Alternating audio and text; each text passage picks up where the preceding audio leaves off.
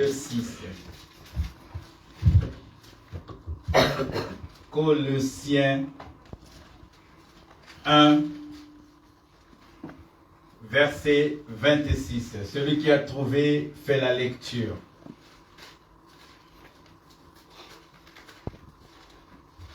Je lis au nom de Jésus. Amen. Le mystère caché de tout temps et de tous les âges, mais révélé maintenant à ses saints. Amen. Amen. Le mystère caché. Amen. Amen. Et nous allons parcourir ce mystère. Nous allons chercher ensemble c'est quoi ce mystère. Vous pouvez prendre place, mes bien-aimés. Alléluia. Que Dieu vous bénisse, que Dieu vous bénisse de votre présence. Alléluia. Père, je rends gloire à ta présence, je rends gloire à ta sainteté. Je rends gloire, Père éternel, pour ce temps et pour ce moment. Toi qui veux nous révéler ce mystère. Et à travers moi, Seigneur, tu m'as fourni des informations que je dois apporter à l'Église. Au nom puissant de Jésus-Christ de Nazareth. Amen. Amen. Amen. Amen. Oh, je veux que tu dis Amen. Alléluia. Alors, mes bien-aimés, nous allons découvrir ce mystère. Nous allons voir une vérité biblique que Dieu pose depuis le commencement de la Bible. Dieu nous donne une information divine à travers les Écritures. Dieu a choisi de commencer cette information parce que cette information va suivre l'enchaînement des Écritures. Dieu a commencé la Bible avec une information. Et cette information, mes bien-aimés, c'est le premier verset de la Bible. Le premier verset de la Bible nous est utile pour expliquer le mystère caché de tout le temps. Et le premier mystère, mes bien-aimés, il a renfermé cela dans l'Écriture au Genèse 1. Que nous dit Genèse 1? Genèse 1 nous dit, au commencement, Dieu créa les cieux et la terre. Mais bien aimé, lorsque Dieu a posé cette parole, c'était la base de toute chose. Dieu ne parle pas en vain. Le verset, mes bien-aimés, il l'a mis en haut. Tout ce qui va suivre de l'Ancien Testament, de la Nouvelle Alliance, jusqu'à Apocalypse, va suivre l'enseignement du premier verset de la Bible. C'est pour cela le premier verset de la Bible est très, très important. Il explique que toute chose que nous allons parcourir cet après-midi. La Bible commence qu'au commencement, Dieu créa le ciel et la terre. Dès le commencement, Dieu a créé le principe de la différence. Amen. Amen. Dieu dit, il n'y aura pas de confusion. Ce qui est céleste restera céleste. Et ce qui est terrestre restera terrestre. Tout le long de la Bible, c'est l'enchaînement qu'on a découvert. Il y a donc deux ordres, l'ordre céleste et l'ordre terrestre. Tout ce qui viendra par la suite s'inscrit dans le cadre de cette différence fondamentale. Amen. Amen. Nous sommes avec ce mystère. Mais le mystère en question, pour le décortiquer, j'ai toujours l'habitude, mes bien-aimés, d'aller voir en premier lieu où on a parlé de ce mystère. Et ce mystère a commencé dès le commencement et Dieu a mis ses bases. Il y a d'abord ce qui est céleste et il y a ce qui est terrestre. Nous avons donc les hommes célestes et les hommes terrestres. Il y a d'autres hommes qui commencent terrestres et qui finissent célestes. Je suis en train d'expliquer le mystère caché de tout le temps. Et Dieu commence avec nous pour nous parler des cieux et de la terre. Il y a des hommes qui commencent avec les choses de la terre et qui deviennent célestes après. Dieu est bon, mes bien-aimés. Et cet après-midi, il va nous expliquer ce mystère caché que l'apôtre Paul a reçu le message. Mais j'aimerais bien que toi aussi tu sois informé cet après-midi de ce mystère que je commence à décortiquer. Dieu a amené ce qui était terrestre. La Bible dit qu'il nous a transportés dans cette admirable lumière de son Fils Jésus-Christ. C'est Dieu qui nous a transportés. Nous qui étions terrestres. Mais il nous a transportés afin que nous vivons ce qui est céleste. Il y a les cieux et la terre. Ça, c'est la base de notre vie. Il y a la terre, mais ça commence d'abord par le ciel. Il y a des bénédictions célestes que Dieu nous a bénis. La Bible dit qu'il nous a bénis de toutes sortes de bénédictions dans le lieu céleste. Les bénédictions spirituelles viennent d'en haut. D'en haut. Nous parlons des choses du bas et du haut. Nos bénédictions à nous viennent d'en haut.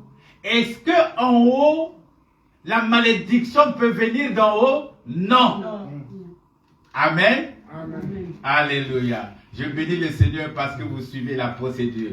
Nous sommes bénis de toute bénédiction spirituelle qui viennent d'en haut. Donc, la malédiction, comme il ne peut pas venir d'en haut, nous sommes sous la couverture de Dieu. Amen. Acclame ta couverture, mes bien-aimés, parce que tu es sous la couverture. Alléluia, alléluia, alléluia.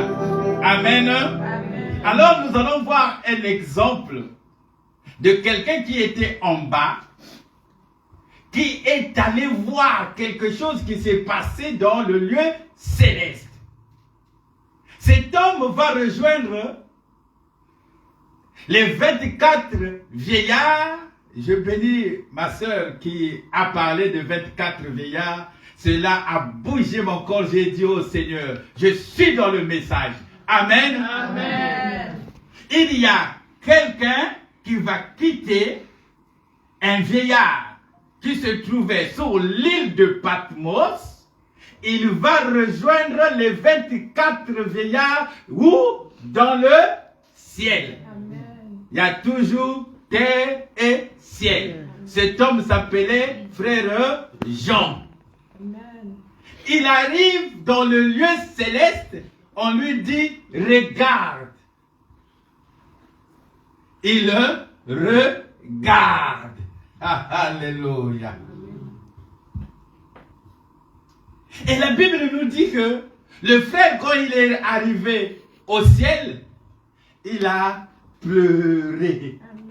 Amen. Amen. Oh, qu'est-ce que c'est beau, mes bien-aimés. Tu es terrestre, tu vas dans le ciel. Dès qu'il arrive dans le ciel avec les 24 vieillards et les 4 êtres vivants, il pleure. Mais on lui dit, mais Jean, mais tu pleures pourquoi? Il pleure parce que il y a une question qui est posée dans le lieu céleste. Amen. Qui est capable d'ouvrir le livre et les sons? Amen. Il a regardé de gauche à droite, il a commencé à pleurer. Amen. Parce que nous qui sommes sur la terre, nous avons toujours tendance de pleurer quand nous avons des difficultés. Amen. L'un des vieillards lui dit, oh, mais pourquoi hein, tu amènes vos choses là-bas, vous pleurez, et tu arrives ici aussi, tu pleures. Amen. Bien-aimé, quand tu es terrestre, tu pleures parce qu'il te manque le mariage. Quand tu es sur la terre, tu pleures parce qu'il te manque tu pleures. Mais tu es arrivé, tu es environné d'une gloire. Mais tu vas pleurer pourquoi? L'un des vieillards le touche et dit que regarde, le lion de la tribu de Juda, il est capable d'ouvrir le livre et les 7 sceaux. Ici, on ne pleure pas. N'amène pas les réalités de votre terre jusque ici. Parce que ici, il y a toujours la solution. Les choses célestes, il y a toujours la solution. Amen. Amen. Alléluia. Lorsque tu lèves ton visage, lorsque tu lèves ton regard vers les cieux, il y a toujours la solution. Jean a trouvé la solution parce qu'il y avait l'agneau.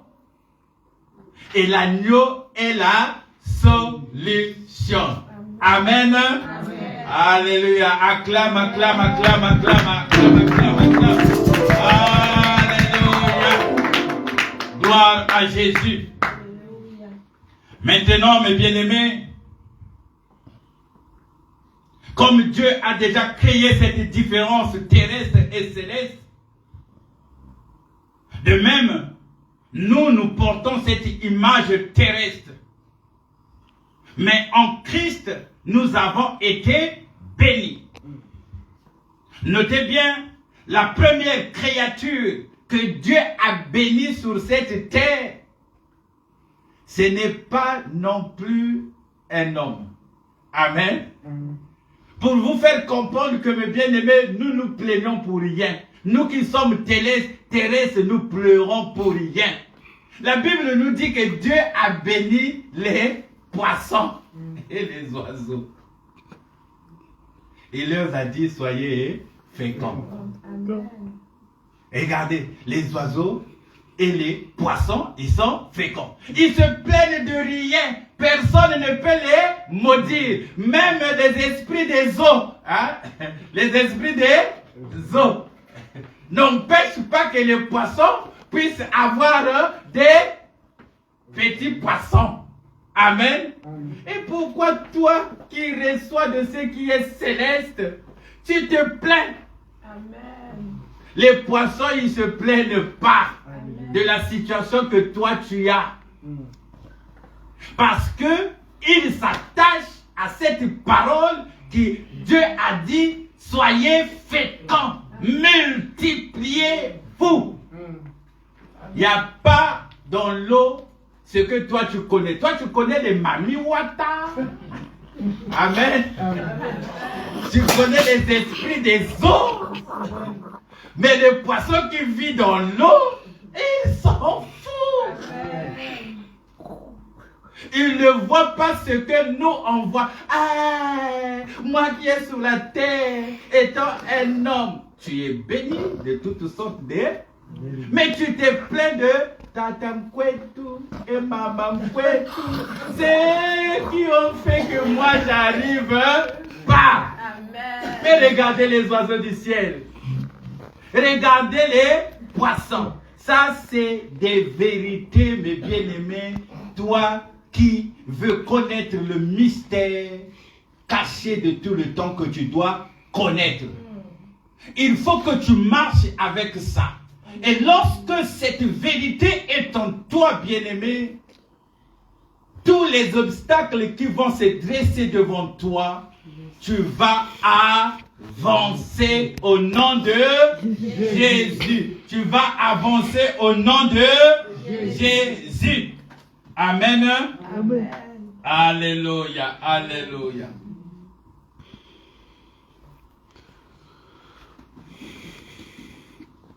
Nous, mes bien-aimés, nos affaires de nous, ça se décide dans le ciel. Nous les chrétiens.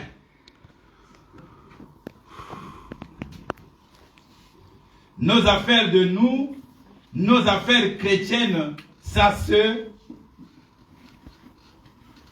règle dans le ciel.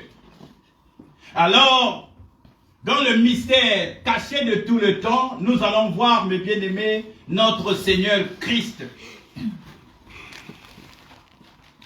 Il nous parle des réalités d'en haut qui font exister les choses d'en bas. Les choses d'en haut existent déjà.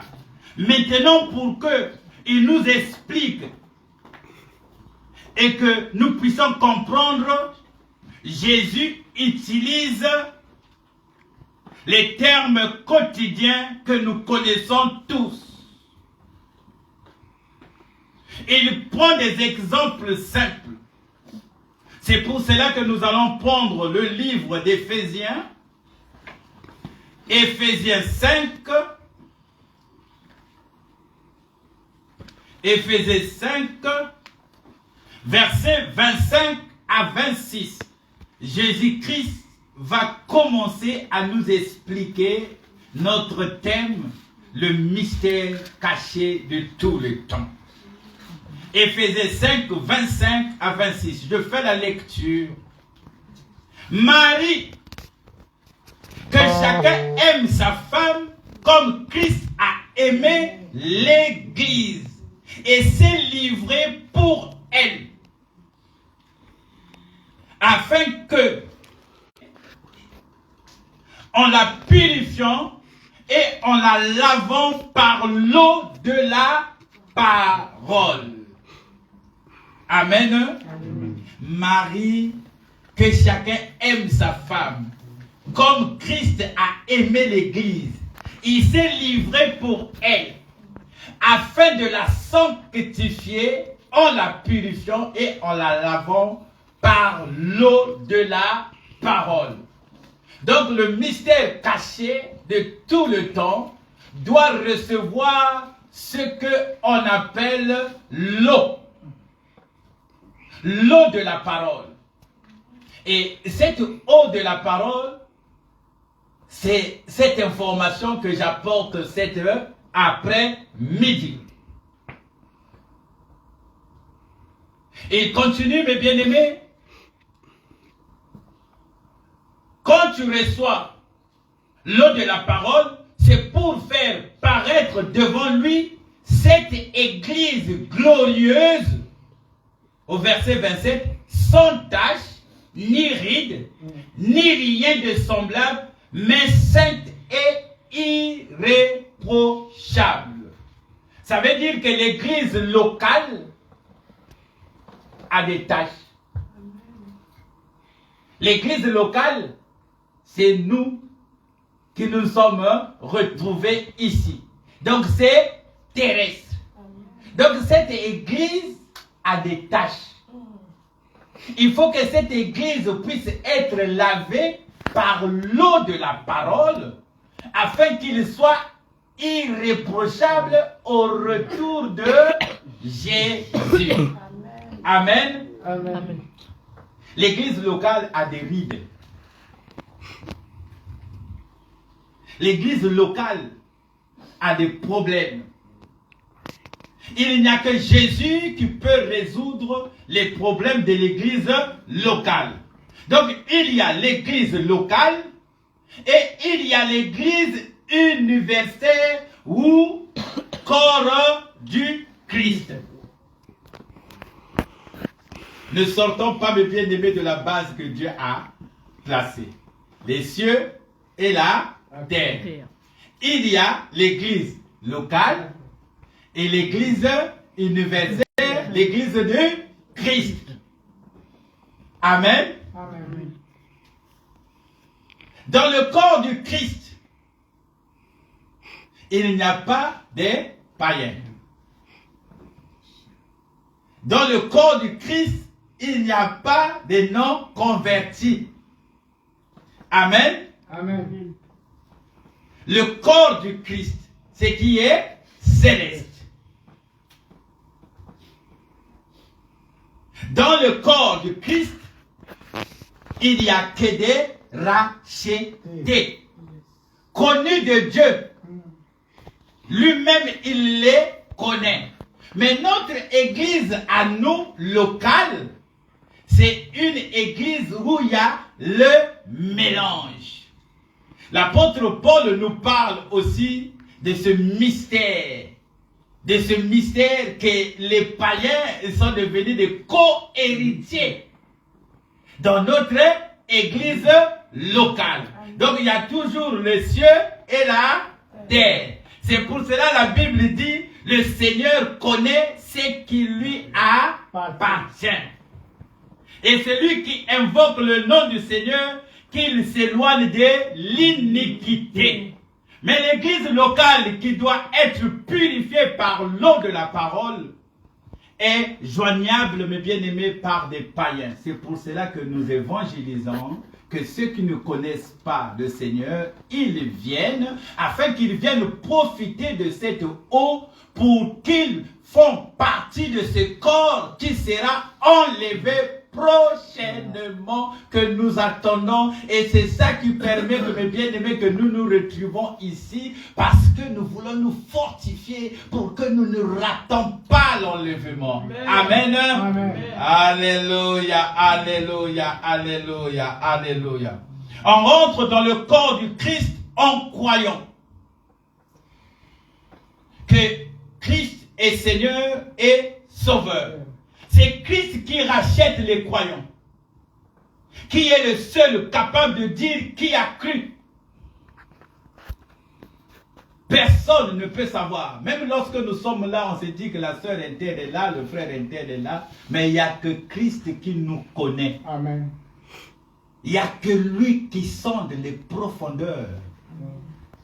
Il n'y a que lui qui sait que celui-là me connaît, celui-là m'appartient, celle-là. Amen. Amen. Mais il faut que nous nous retrouvons dans cette église locale afin qu'en prenant de l'eau de la parole pour que nous grandissons. C'est ça le mystère, mes bien-aimés, caché de tout le temps. Dans l'église locale, qui a besoin de l'eau et de la parole, il y a tout le monde. Et ce mystère, mes bien-aimés, nous allons le comprendre aussi que lorsque Christ est doublement donné par Dieu. Amen. Amen. Christ est doublement donné par Dieu. Qui a dit Amen? Amen. Amen. Il est donné 2 fois par Dieu. Amen. 2 fois. Dieu a donné Christ 2 fois. Parce que nous parlons des choses d'en haut et des choses d'en bas. C'est Genèse 1. C'est là, mes bien-aimés, toutes choses ont été mises. C'est bloqué, mes bien-aimés. Dans Genèse 1, il y a aussi Dieu a tant aimé le monde. Dieu a tant aimé le monde qu'il a donné son Fils unique afin que quiconque croit en lui ne périsse point, mais qu'il ait la vie éternelle. Ça, on a donné ça au monde. Les gens qui sont sur la terre. Amen. Amen. Vous comprenez, mes bien-aimés, pourquoi Dieu a donné en premier dans le monde Dieu, il a tant aimé, mais bien aimé le monde. Il a d'abord fait ce geste. Il a donné. Mais Christ, dans le livre de Matthieu 28, 18 à 20, après la résurrection, il dit, tout pouvoir m'a été donné dans le ciel et sur la terre. Amen. Amen. Ce n'est plus le Fils qui a été donné. Mais là maintenant, c'est la personne qui est morte et ressuscitée et c'est lui qui parle. Maintenant, il parle des choses d'en haut et des choses de la terre. Ah, je ne sais pas si je suis trop profond. Est-ce que je me fais comprendre? Amen. Amen. Amen. Il y a deux choses. Il y a l'écolo, Naya, c'est. Amen. Amen. Christ nous a été déjà donné. Amen. Mais il va nous être donné une deuxième fois. Il ne va pas être donné une deuxième fois au monde, ni à l'église. Mais en deuxième fois, il va être donné aux croyants. Amen. Ceux qui sont dans le corps du... Christ. Amen. C'est des choses d'en haut. Amen. Nous parlons des choses spirituelles. Et ça va comme un molimo. Amen. Amen. Il faut que ton esprit soit disposé, mes bien-aimés, pour saisir des bonnes choses comme ça. C'est ça qui nous fait grandir. Quand tu entends des choses comme ça, Christ nous a donné double fois. Amen.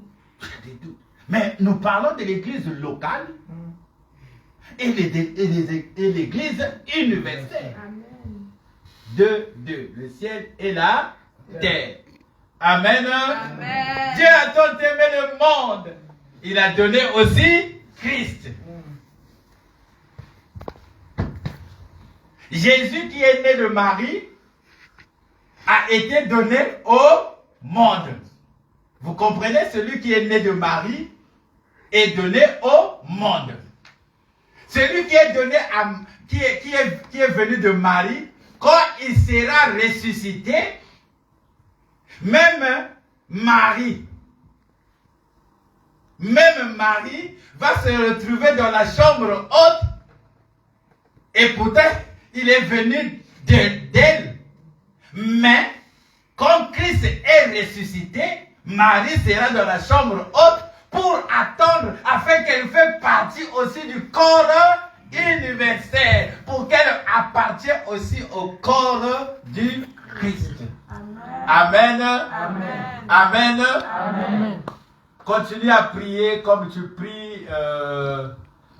Je ne veux pas que quand j'explique les choses que même Marie était là, que tu arrêtes de prier la Sainte Vierge Marie. Elle est sainte aussi. Amen. Amen. Mais c'est des explications afin que vous compreniez que même celle qui est appelée Mère de Dieu viendra dans la chambre haute. Ça, c'est des choses que vous devez garder quand nous allons évangéliser et que tu te retrouves avec quelqu'un qui a des bases de chapelet, quoi. Que nous bénissons aussi. Amen. Amen. Parce que c'est un instrument aussi de prière pour les autres. Amen. Amen. Christ n'a pas été envoyé seulement à l'église évangélique, église protestante. Hein. Il a été envoyé au monde. Amen. Amen. Amen. Alléluia. Acclame le Seigneur, acclame le Seigneur. Alléluia, alléluia, alléluia. Alors, l'église que Christ parle, il dit lui-même, je bâtirai mon église. Amen. Quand il parle qu'il bâtira son église, il est comment? Il est celui qui a été envoyé dans le monde. Mais il dit que je bâtirai mon église. Donc quand il était là, il n'y avait pas d'église. Amen. Je voulais aussi vous donner l'argumentation. Beaucoup de gens disent, oh, quand Christ marchait, est-ce qu'il y avait des femmes? il bâtira son église après quoi? Après sa résurrection. Amen. Ça aussi, c'est l'argumentation pour les gens qui viennent vous demander pourquoi la femme peut porter la parole de Dieu. Puisqu'il vient toujours car Christ n'avait pas des apôtres femmes. Amen. Amen. Amen. Mais Christ n'avait pas encore d'église. Amen. Amen. Amen. Il dit comme ça, je bâtirai mon église. Quand? Alléluia. Amen. Que Dieu vous bénisse, mes bien-aimés, vous qui entendez des mystères cachés de l'église. Amen. Amen. La Christ n'a pas encore fait l'œuvre de la croix. Il n'a pas encore fait l'expérience de la mort et de la résurrection.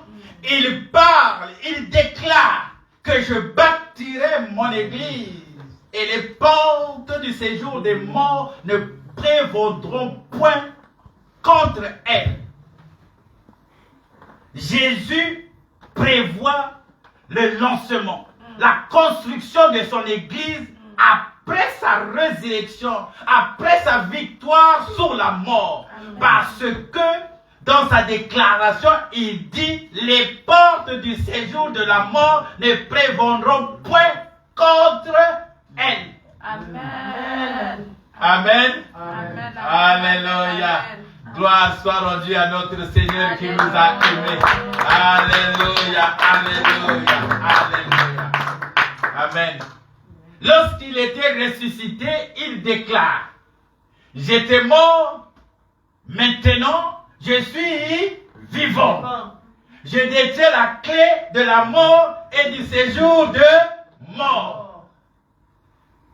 Ça veut dire, maintenant que je tiens les clés de la mort, je peux bâtir mon église étant déjà victorieux sur la mort. Amen. Amen. Et cette église va naître en pleine victoire. En haut et le bas. J'ai les clés de la mort en main. C'est lui qui les a en main. Et à partir de là, qu'il a vaincu la mort, qu'il nous a donné la victoire, il peut maintenant bâtir son église. Ici, doctrinalement, nous devons comprendre la différence entre le moment où Jésus est donné aux morts, afin que quiconque qui croit en lui ne périsse point, et le moment où Jésus va être donné à l'église. C'est ceux qui vont croire à Jésus donné au monde que Jésus va prendre pour être membre de son corps qui est l'église. L'apôtre Paul l'explique, je crois dans Colossiens, que les païens vraiment sont des co-héritiers. Ils sont encore païens, mais il dit qu'ils sont co-héritiers. Amen. Ils viendront. Ce dont tu vois dans la rue, ne te moque pas d'eux. Jésus a été donné aussi pour les bouddhistes, pour les musulmans, pour les Ngunza, pour les Kimbandistes, pour tout ce monde, mes bien-aimés. Il a été donné à tout ce monde-là. Et c'est ce travail-là que nous sommes tentés de faire afin de pouvoir faire comprendre aux gens qu'est-ce que la vérité. Amen. Amen. Vous connaîtrez la vérité et la vérité vous Franchira. Alléluia, alléluia, alléluia, alléluia. Le Jésus qui a été porté par Marie est né dans le monde. C'est celui qui est mort à la croix enseveli. Le troisième jour, il est ressuscité. Amen. Il est rentré dans les seins de la terre. Lui qui était venu dans les seins de Marie est rentré dans les seins de la terre. Il est venu dans les seins de Marie. Il est rentré dans les seins de la terre. Il est sorti du sein de la terre par l'infinie grandeur de sa puissance qui a manifesté avec efficacité par la vertu de sa force. Amen. Mais bien aimé, cette partie, elle est tellement trop forte. Dieu a déployé toute sa force. Dieu a déployé tout ce qu'il avait pour aller ressusciter Jésus des morts. Amen. Parce que Jésus, en ressuscitant, il avait encore une autre mission que le Jésus qui était venu en Israël. Il était limité. Amen. Mais quand il est ressuscité, on le voit à Kinshasa. Amen. Alléluia. On le voit à Abidjan. Amen. On le voit à Tokyo. Alléluia. On le voit à Washington. Alléluia. On le voit partout. Il est devenu universel. Amen. Amen. Amen. Oh, ça c'est des bonnes choses, mes bien-aimés. C'est bien à digérer. Amen. Et c'est ça qui nous fait grandir dans la foi. L'église locale a besoin de s'asseoir pour boire ce eau, mes bien-aimés, qui n'est autre que la parole de Dieu. Alléluia. Il est ressuscité. Il est le premier-né des morts. Et lorsqu'il est le premier-né des morts, qu'est-ce qu'il va faire de nous? Il va faire de nous un royaume des sacrificateurs. Qui est roi ici? Alléluia. Alléluia. Tu es roi, tu es reine. Amen. Et tu es sacrificateur. Il y a deux choses. Hein. C'est très important. Si tu te comportes comme le roi, ouf. Amen. Amen. Est-ce que le roi manque de quelque chose? Ah, et les reines ont baissé les têtes. La réalité fait que les rois baissent les têtes. Ah oui, nous sommes sacrificateurs du royaume. Mais tu es sacrificateur du royaume. Amen. Tu es reine, tu es roi. Amen. C'est pour cela qu'il faut que tu t'imposes. Tu as tout reçu. Amen. Christ a dit que tout pouvoir m'a été donné dans les cieux et sur la terre. Nous ne devons pas vivre seulement des bénédictions célestes. Parce qu'il y a beaucoup de gens ici, hein, quand ça travaille, ça n'arrive pas. Il fait comme ça, il n'arrive pas. Il fait comme ça, il n'arrive pas. C'est une chrétienne, c'est un chrétien, il dit que, vivement que l'enlèvement arrive. Amen. Amen. Ne cause pas l'enlèvement. Vis d'abord sur cette terre. Amen. Amen. Vis comme une reine. Vis comme un roi. Amen. L'enlèvement, c'est notre affaire. Amen. Tu es déjà sauvé. Amen. Tu es sauvé. Parce que tu as cru, tu es sauvé. Mais il faut vivre la royauté, il faut vivre aussi le sacrificateur. Il faut vivre le sacrifice, mes bien-aimés. Amen. Amen. Christ est ressuscité. Il est le prince des rois de la terre. Il a délivré nos péchés par son sang et a fait de nous des royaumes des sacrificateurs pour Dieu son Père. Il est assis à la droite dans le lieu céleste. Il est assis au-dessus de toute domination et de toute autorité, de toute dignité, de tout nom qui peut être nommé non seulement dans le siècle présent, mais aussi dans le siècle à venir. Amen. Amen. Tout a été mis sous ses pieds. Il est le chef suprême de l'Église qui est son corps. Il est le chef suprême de son Église. Cette Église, mes bien-aimés, c'est cette Église qui est sans tâche, qui lui appartient. C'est pour cela que l'Église locale, nous avons besoin d'écouter les bonnes paroles pour que nous soyons sans ride. Nous marchons dans la sainteté, nous marchons dans la crainte de Dieu. Amen. et que tu aies le péché. Et le péché. Parce que Christ revient bientôt. Il va quitter où? Le ciel et il va descendre sur la terre. C'est Christ qui remplit toutes choses. L'Église est un mystère. C'est un mystère, mes bien-aimés. Quand tu es là, tu es un mystère. Personne ne te comprend. Il y en a ceux qui sont devant la télé actuellement. Mais toi, le mystère a permis que tu te déplaces pour aller où? À l'église. Étant sacrificateur, tu viens pour accomplir ton devoir terrestre. Et tu fais partie de ce corps du Christ. Quel privilège! Quel privilège! Tu as abandonné le mensonge. C'est bien, tu ne mens plus. Amen. Amen. C'est bien, on ne ment plus. Amen. Amen. Vous savez, quel jour j'étais en train de lire là, j'ai vu le gars qui nous a mis dans la foi. On appelle le père de notre foi, c'est qui? C'est Abraham. Amen. Amen. Abraham, un jour, il a menti. Je vais te conseiller, bien aimé, quand tu fais partie du corps du Christ, ne mens plus. Amen. Amen. Amen. Amen. Amen. Ne mens plus.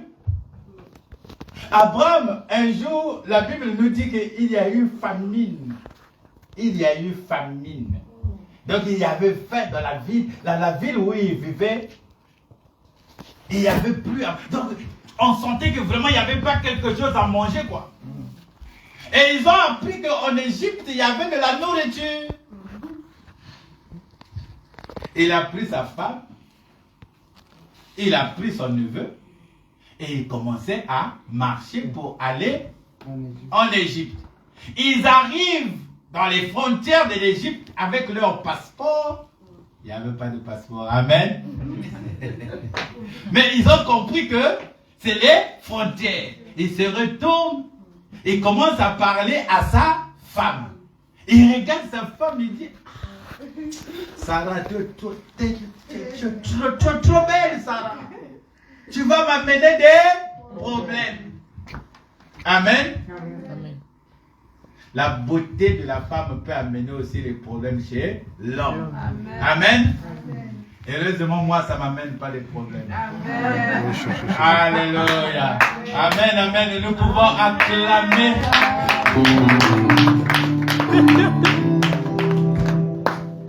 Abraham a vu Sarah, il a dit, si on arrive là-bas, avec cette beauté-là, mais bien aimé, il y a un moment aussi, quand je lis la Bible, je relis encore. Mais quel genre de beauté avait cette femme? Amen. Car il n'y avait pas vos trucs là, hein? Il n'y en avait pas. Amen. Il n'y en avait pas. Amen. Il n'y avait pas de cils, il n'y avait pas. Mais on dit qu'elle était belle. Dès qu'elles sont rentrées, il a dit que si on arrive là-bas, tu vas dire que je suis ton frère. Ah! Mais bien aimé, la vie continue, ça marche, ça marche. Dès qu'il rentre dans la ville, oh! Vous savez, il y a toujours les rois, ils ont des commissionnaires. Il y a des gens qui sont là qui veillent. Ah! Tu as vu la fille qui est passée là? On a apporté la nouvelle directement chez le roi et chez le pharaon. Le pharaon là n'a pas de nom. Mais on dit seulement le pharaon d'Égypte. Quand on a dit le pharaon, il y a une femme qui est rentrée. Oh. Alors, allez prendre tous les renseignements sur cette femme. Les commissionnaires, les petits à confiance, ils sont partis. Ils ont cherché des nouvelles. Ils ont sculpté Sarah. Ah, mais cette beauté-là, le pharaon. Sarah a dit, je suis avec mon frère. Amen. Amen. J'aime bien aimer l'attitude de ce roi-là. je prie aussi que toi qui es devenu sacrificateur du royaume, que tu aies cette attitude. Amen. Le roi en question, il a pris la nouvelle. Vous savez qu'est-ce que le roi a fait? Le roi ne pouvait pas prendre cette femme. Il a doté cette femme. Amen.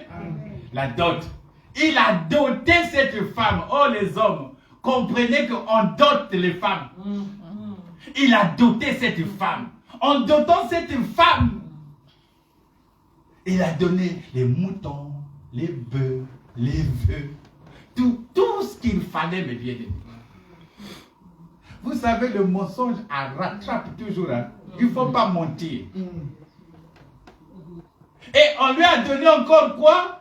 Des esclaves. Amen. On lui a donné quoi? Les esclaves. Le roi est venu doter. Donc Abraham, le pharaon, Abraham a eu un beau frère. On a donné la dot. Dans le mensonge, il a pris la dot. Et le roi a pris Sarah. Et Dieu a apparu au roi pour dire qu'elle ne touche pas. Ne touche pas, cette femme est sacrée. On ne touche pas aux femmes des pasteurs. Amen. On ne touche pas aux femmes des rois. Amen. Ça, c'est un avertissement. Le gars, il a dit, appelez-moi Abraham. Abraham, qu'est-ce que tu nous as fait? Tu es venu, tu as menti. Allez, chassez-moi Abraham. On a chassé Abraham. Quand on l'a chassé, il est parti avec quoi? Avec sa dot. Avec les esclaves. Et les esclaves là vont mener le problème. Parmi les esclaves, il y a qui? Il y a Agar. Amen. Amen. Tu connais maintenant le mystère de Agar. C'est une dot. Elle faisait partie de la dot. Elle faisait partie de la dot. Agar est venue, vous savez qu'est-ce que Agar a amené dans le foyer d'Abraham. Amen. Parce que Abraham avait menti. Les fouta, il y a l'eau, kouta. Et puis ici, Agar, le voilà. Les résultats d'Agar, pétrole ici, carburant et comitano. Les résultats d'Agar. Je parle à des aigles. Vous avez compris? Qu'il ne faut pas qu'on s'accorde. Il ne faut pas mentir. Sois véridique. Dans le mensonge, ils ne savaient pas. Il y avait des biens. On n'a pas entendu le père de la foi dire que non, mais prends Mbongo. Amen. Quand on est dans le corps du Christ, il ne faut pas qu'il y ait des rides. Il ne faut pas qu'il y ait de ces choses, mes bien-aimés, qui nous empêchent de voir la gloire de Dieu. Ce corps, mes bien-aimés, doit être précieux. Garde ta vie spirituelle sérieusement. Amen. Tu as le salut. Amen. Marche avec foi, marche avec intimité. Que la grâce et l'amour de Dieu soient avec l'église locale et l'église universelle que nous faisons partie. Amen. Au nom de Jésus. Amen. Soyez bénis. Voilà les informations que j'avais pour vous. Amen. Est-ce que vous êtes des informations? Alors,